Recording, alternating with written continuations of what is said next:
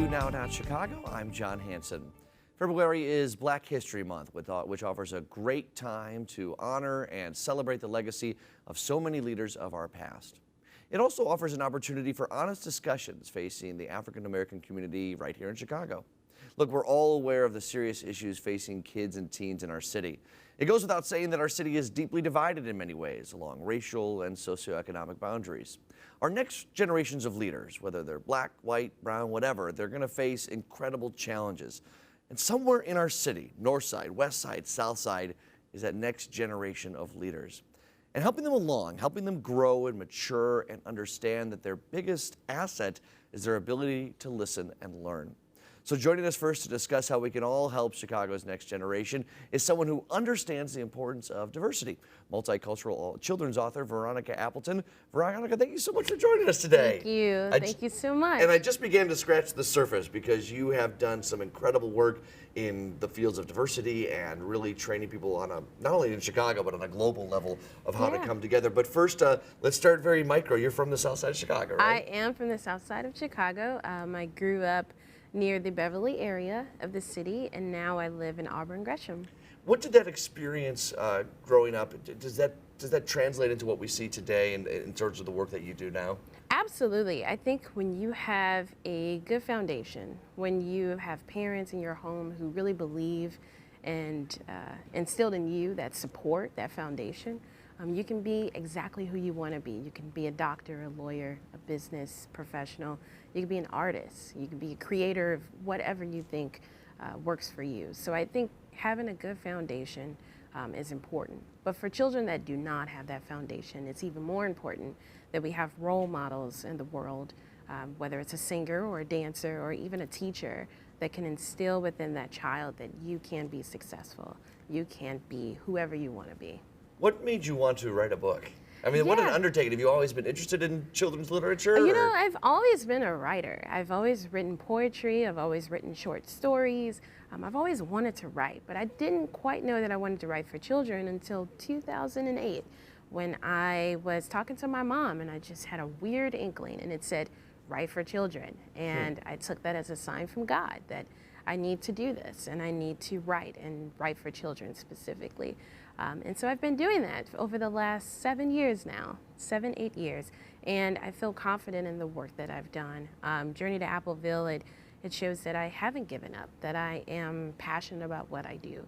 And many other independent authors out there, whether you're black, you're white, Hispanic, Latino, whatever the case may be, as long as you're able to be true to yourself and be honest with what you want to do, you can be successful. So I knew that writing for children was my passion. I imagine that there's like this sense of, I don't know if you feel this sense of, I mean, you've got kids that are reading this stuff and you obviously want it to be interesting and fascinating, and you work with an illustrator that can show pretty images because that's what kids love to see. Yeah. But there's a sort of responsibility that when you were writing for kids to, I don't know, do you feel that sense of responsibility to give them something that will teach them something, but also show them a perspective of this world that could inspire them?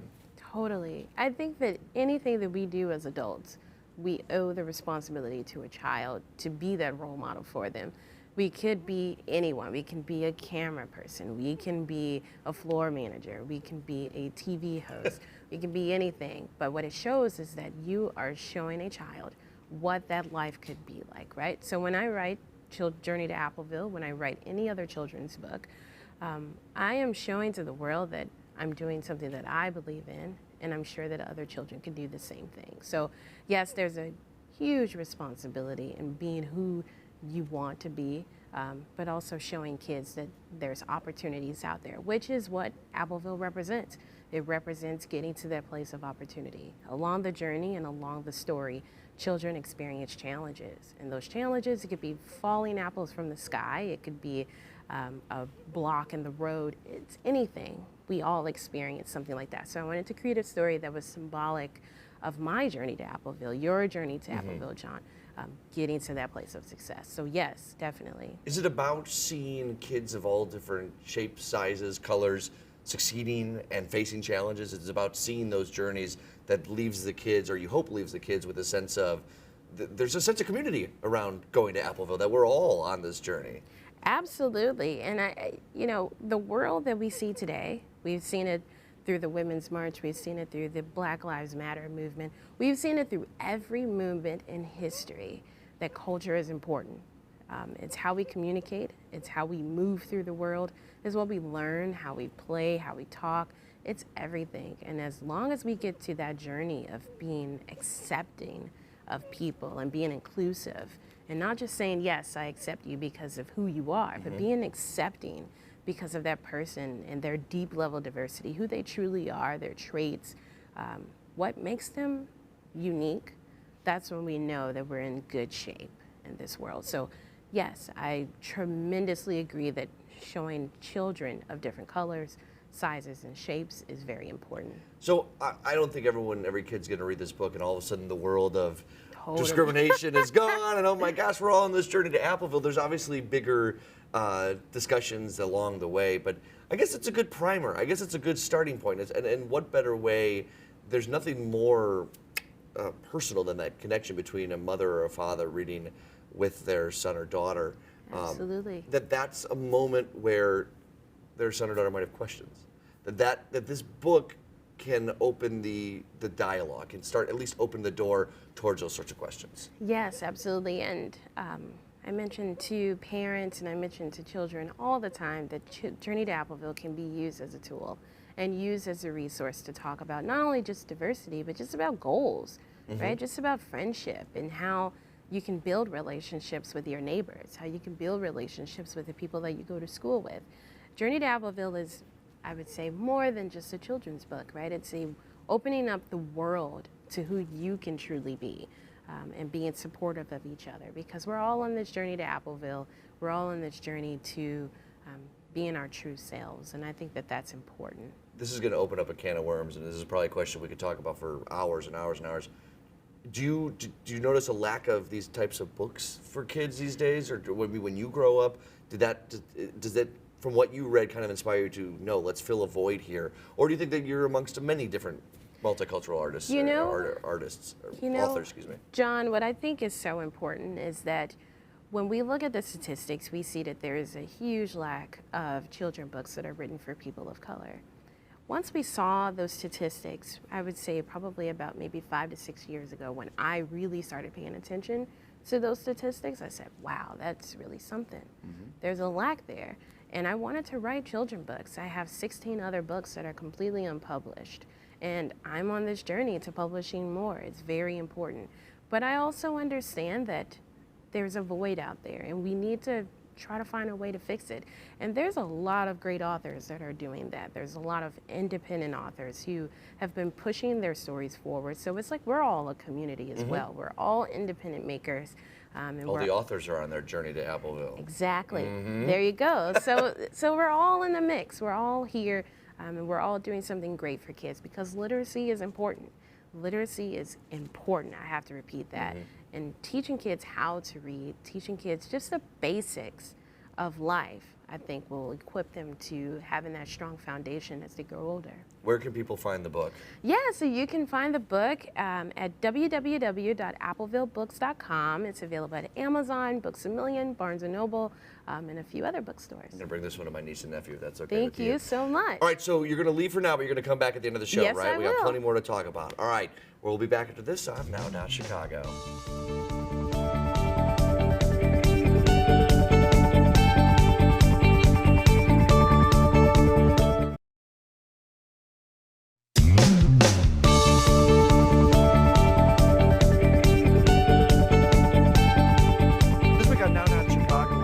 About how best we can all help the next generation of Chicago leaders. And our next guest is talking the talk really well and walking the walk. Shelton Smith is a Chicago mentor who has worked with Big Brothers Big Sisters. He's a state coordinator for the Sigma Beta Club Youth Affiliate Group and Chicago's ambassador for the BOLD program. And recently he was recognized by former First Lady Michelle Obama. It's even amazing that we can even have you on the set, Sheldon. That must have been something, right? Yes, sir. Man, it was an awesome experience to receive recognition from the First Lady of the United States of America. Incredible stuff. So how did we get that recognition? Give us a little bit of your backstory. You were born on the South Side, right? Yes, sir. I was born and raised in Chicago. I grew up in the Roseland community. I attended Percy L. Julian High School. I began mentoring 20 years ago with Big Brothers Big Sisters of Metropolitan Chicago. My passion for serving communities of youth continued to increase. I appreciated what I saw from my investment, from the return of that. Seeing young people go off to college, seeing young people graduate from college, and seeing them grow up and lead a prosperous life. And so I am now the State of Illinois Coordinator for Phi Beta Sigma Fraternity and the Sigma Beta Club, our youth affiliate group. And so I'm just excited and elated to do the things that I do, which is what Mrs. Obama learned about and decided to give me a shout out in her own way. So did you have a good mentor growing up? Did you have that kind of great family base or community, and did you see others that didn't? I mean, what inspired you to then become a mentor yourself? Actually, I grew up in a loving home with a mom and dad, and so my dad was my mentor. And so not having children of my own, I wanted to give back in the community because I saw where things were beginning to change. And I saw that my community was beginning to transform with where I grew up with a dual parent home. In a dual parent home, there were a lot of single parent homes. Mm-hmm. And so there were a lot of young boys that needed positive men in their lives. Drugs began to be on the scene and communities began to change. And so I wanted to give back something positive to afford a better life for young people. Yeah, you and I talked before about this. There's definitely a lack of that sense of community in some areas. And what was the example you used about someone, like if you get in trouble with one person, with one parent, everyone's going to hear about it. Man, I remember growing up in my community, and there's a lady that she still lives next door to my mom, Mrs. Lovett. Shout out to Mrs. Lovett on Cal Ave. But Ms. Lovett was like the parent of all the kids in the community. If you did something that was inappropriate or out of order, Ms. Lovett would come out and she would chastise you. She was from the rural South, and she believed in some traditional values of children. And then she would tell your parents, and then your parents would chastise you. So you were like, wow. So we knew that we needed to conduct ourselves in a certain manner when we were in the presence of our elders and in the presence of adults, just to give that respect. Mm-hmm. So the question I have is obviously we do have a lot of families that with single parent homes. That is the reality of the situation. If we're not, how do we? I guess when you say how do we combat that? I mean, and how do we? What sort of mentoring can you do? It's a hands-on approach, right? It is. It's a hands-on approach. And one of the things that I do is I foster relationships with schools and communities where there's a need at. So I just recently, in September, I went into a local high school in the Inglewood community at 62nd and Stewart, and I did a presentation to the students, a presentation of empowerment. And I asked the young people, has anyone like me come into your school and offered you an opportunity to go to college, or even talk to you about how you can get a scholarship, how you can finance college? No young man raised their hand and said that anyone had come into the school. In fact, the one student that did raise his hand, he thanked me for coming and said no one else had been there to offer them anything. And so with that, students go home and share that with their parents. Parents then reach out to me. The kids that are currently enrolled in our Sigma Beta Club programming, their parents tell their peers and their friends. And so word of mouth is the best marketing tool because people always share a great experience. So you've had the chance to obviously show kids some college. I'm sure there's hundreds of success stories you've been able to, you can chronicle. Lives that you've touched and lives that you've improved. Is there ever a sense that you have that this problem is so big that it's almost overwhelming, or do you focus on those individual stories of success and use that for fuel for the next kid, for the next group of kids, for telling others to help another group of kids? I do both. So there was an opportunity where there was a time where I felt defeated. A young man that was in my program, he followed all of our teachings, and he was in college. He was home during Christmas break, and he was shot, and his life was lost. That was devastating for me. I felt very defeated because here I am teaching the promise of what this offers, and you're still losing a valuable life. And so what I do is I take that situation and I convert it into more. And I tell the young people, This is why you have to be careful with the choices you make. You have to be careful of how you where you surround yourself, and get to know a little bit about the people that you're encountering, because the young person you grew up with in 6th or 7th grade, now that you're in college, that may not be the same person. Yeah, that's the same identity, Right. but the character of that person may have changed. So I teach the young people to look deeper into who they're interacting with and giving them exposure. Young people can't be what they haven't seen. Some kids haven't been out of the Inglewood community. Some kids haven't been out of Woodlawn. And so the college tours afford them exposure to what higher scholastics look like. So now they know what they're striving for. They don't only hear about it, but they see it. So you're going to stick around on the couch because I want to Yes, hear sir. about how other people can become mentors. Veronica's going to join us because you all went to the same high school, which we didn't find out until right before we taped the show. Yes. But before we go to break, I have one question for you. Yes. Can I try those glasses for a second? You sure can, And John. I'm going to toss a break in these glasses. All right. Look at this. We'll be back with more Now.Chicago after this.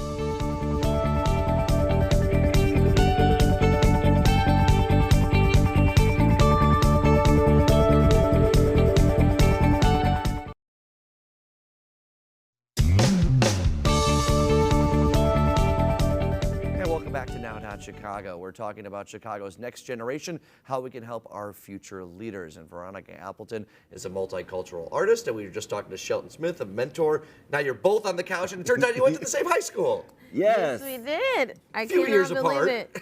I couldn't believe it. Jags for life. Julian. Berciel Julian. Yes, and I graduated in 2006. And I graduated in 1984. There you go. So, not different generation, but a few years between those things, and I imagine that that's an interesting perspective that you guys can share similar stories of how you guys were both, had great mentors, but how you can be the next generation of mentors. Was there anything that Shelton said that kind of piqued your interest there, Veronica, as you were listening? I imagine that it's always fascinating to hear from people that are leaders in the similar areas. Absolutely, and what I think what rang true to me is your mission for children and your mission for families and my mission for literacy and promoting that amongst kids. I think it's important that we come from the same neck of the woods almost, and there's this synergy with people within the community. I think it's impressive, and also speaks to the point of the importance of it, that if we're going to all come together in many different ways, and look, it's not going to, I think we all try and preach this peace and harmony. There's going to be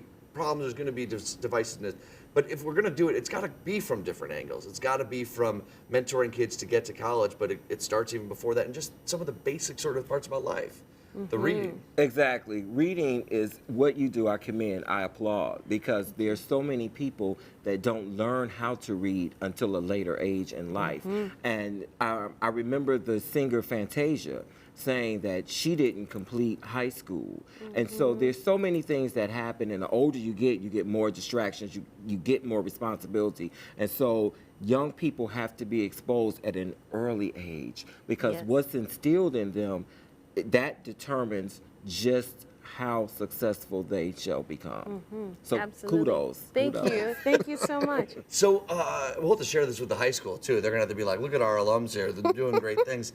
We talk about the multiple angles and stuff. How can people that are watching this program help both of you guys in the missions that you guys have? What can everyday Joe, no matter which neighborhood or suburb they're in, no matter which color or socioeconomic background, what can we do all to help?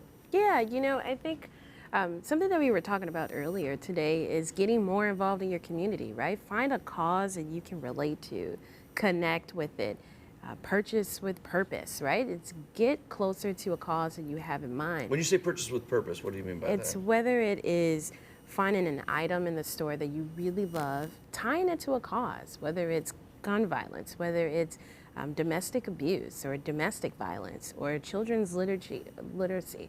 Find something that you can connect with and be at one with that, right? And get your family involved too. Take them to the library, take them onto a homeless shelter. Get them involved in the community, because that's what's important. When you start doing things as a family, similar to how I was reading with my mom, it just cultivates that relationship with the both of you, and I think that it's important. It's interesting you mentioned to find that community sense in the area that you live in, And I think that's a very good point, because I think so many of us now, where we live on our mobile devices, we don't quite connect, Yes. or we have different generations living in the same neighborhoods. I think coming together as one neighborhood, then you start to, once you do that internally, I think then you realize how important that is even beyond your community, to find other Exactly. communities to connect with. It is, and one of the things that the young people in the Sigma Beta Club program do is there's a campaign called Turn Up for Life that the men of Phi Beta Sigma and the Sigma Beta Club launched on the south side of Chicago. And what it does is it sets a safe space for young people and communities, parents included, to come together for an opportunity of interactive things that are productive. One of the components of Turn Up for Life is a food drive, and we took canned goods. We had people bring canned goods. We took them to a local shelter. It was an opportunity for kids to come out and go roller skating. And these are things that we take for granted because we did them as a kid growing up. But this is not where young people are today. And so you kind of have to throw out a rod and reel people in to where you want them to be, and if that makes sense. Yeah, no, I think it does, and I also think it goes both ways. The idea of not only this is how we did it when we were young, but identifying with the new, to learn and to listen. I think that's something we do with kids a lot often, is we try to preach, which is great, and there should be some leadership, but there's also got to be some listening too, right? To hear back from them. Exactly. Absolutely, and I learned at a very early age when I started writing children books is that you engage children first, and then you promote that piece of literacy. Because once you engage, children love to play and they love to hang out. So what ways can you get them interested in literacy? By engaging them to play, engaging them to think about the Appleville Ferry, engaging them to think about what apples or thinking of Appleville can do for them, and bringing that piece back home to promote literacy. When it comes to mentors, do you find it easy to get volunteers for mentors? Do you need more? Is there endless? I mean, as many as we can get, right? Infinite amount. It's somewhat of a challenge, to be very transparent, John, because it requires a commitment. And this type of mentoring is ongoing. It's not once in a while. Right. So the children in my youth program, my phone is never turned off. They have 24-hour access to me, because the one time my phone is turned off, that child really needs me to intervene for them. Yeah. So I never turn it off. And so I get off work sometimes and I drive a child to the store to get costume for a play, because parents are working 2 jobs and there's no other resource. Right. Or, I go to the after-school program for the music recital, or I go to the to Staggs or Gately football stadium for the football game. So I'm doing all these things because I'm the parent, I'm the father figure, Right. I'm the uncle, I'm the best friend, I'm the mentor, I'm the confidant, I'm all that. And so mentoring requires a lot of your attention. You have to be flexible and you have to be readily available. Yeah, I think that's such a good point, and that'll be kind of the last one we leave it on. I think that's a good one, though, because we are in a culture of hashtag activism, fly-by sort of help. Exactly. We like to maybe open our wallets for a little bit and leave and go back to our normal lives. It does take a commitment, but I think it's that first step. If a mentor can take that first step to meet someone that they can help someone read, I think that if you can see someone eye to eye and really make contact with them, you'll get more people that can really kind of come together. So enough tweeting. I mean, tweeting's great, don't get me wrong, we'll be tweeting for the show. Enough of all that. Let's really make a difference and come together, Yes. teach, listen, and Absolutely. learn, right? Let's get a group. All right. Let's get a group. Right. Yeah. All right, guys, thank you so much for joining us Thank today. you. You are welcome, and thank you for having me. Absolutely. All right, Thank we're going to you wrap so things much. up next on Now.Chicago.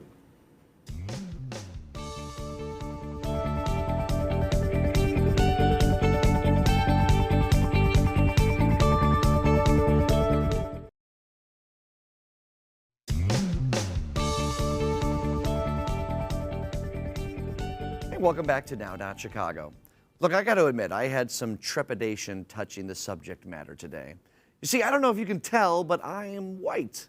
And that doesn't mean I'm uncomfortable talking about Black History Month. Of course, I think it's important for all of us to be well-versed in the contributions of men and women throughout our history, regardless of their color. But when I wanted to talk about Chicago's next generation and the problems that are facing our communities, I just didn't want to come off as preachy. Look, I don't have the answers, and I don't want to pretend like I do. But look, I am lucky enough to report from all neighborhoods of our city each and every morning. And I love showing off talented kids of Chicago, whether they're dancing, they're singing, playing sports, solving problems. And I think the thing that I've come to learn the most is that kids in every neighborhood are so similar. There's something so innocent about all the kids that I get to work with every day. First of all, they love being on TV. They love showing off their craft. Some are shy. Some can't wait to get in front of the camera. And they're always happy when one of the parents brings in donuts. And the parents, they're always so supportive. When we chat with the kids, they're always crowded behind the camera and taking pictures. North side, south side, west side, black, white, brown. There's something so basic and communal about my experiences every morning with kids on TV. And it fills me with joy. I leave these shoots inspired, a feeling that, look, everything's going to be fine. And then the evening news comes on. And sometimes an intersection that I drove by 12 hours ago on my way to smiling kids is now a backdrop for a reporter standing in front of a crime tape. My naivety in the sense that all kids are happy and the same and that we all have the same opportunities is shattered. It's a reminder of what, of course, I already knew. This isn't true. So if we're going to make big changes, if we are going to inspire the next generation and make leaders out of followers and mold kids and teens to be the change and find that magical glue that brings us all together, we have to start now. And we got to work quickly. Kids grow up fast. Look, it does not take long for biases to creep in, for discrimination to take over. You think our city is segregated now, just wait till you see what happens if we don't work hard now on our next generation. So Black History Month is, and it should be, a celebration. But it's also a reminder to you, to me, to anyone of any color from anywhere that there is important work ahead. Social change is coming to a theater near you, so get dressed. For more on Veronica and her debut book, Journey to Appleville, head to applevillebooks.com. For more on Shelton and Phi Beta Sigma fraternity, head to Phi Beta Sigma 1914.org. Till next time, I'm John Hanson. Thanks so much for watching Now Chicago.